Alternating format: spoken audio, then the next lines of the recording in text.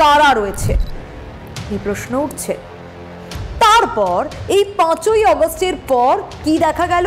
সুদূর ফ্রান্স থেকে চলে এলেন মোহাম্মদ ইউনূস।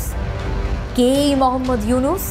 আপনাদের জানা, কিন্তু এই মোহাম্মদ ইউনূসের সঙ্গে হাসিনার সম্পর্ক কিরকম সেটাও জানা। ভালো নয়। এমন একজনকেই বসানো হলো তদারকি সরকারের মাথায়, যার সঙ্গে হাসিনার সম্পর্ক মোটেই ভালো নয়।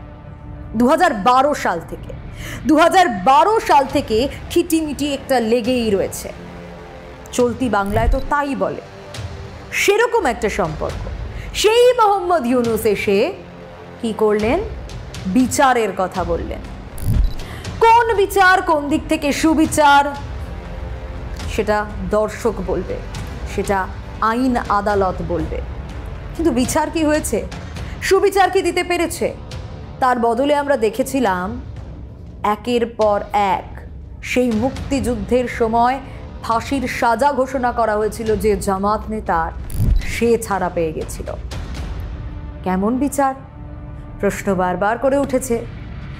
এই যে হাসিনাকে সরানোটাই টার্গেট, কেন এই কথা বলছি?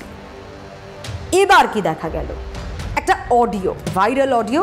এক সাংবাদিক সেই অডিওর কথা বললেন এবং সেই অডিও দ্বারাই প্রমাণ হয়ে গেল যে সেই সময় শেখ হাসিনাই হিসেব মতো তারা বোঝাতে চেয়েছেন খুনি।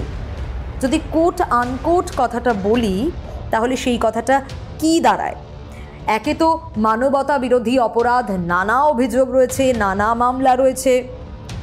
অন্যদিকে এই যে অডিও, এই অডিওয় কি উঠে আসছে? এই অডিও বলছে যে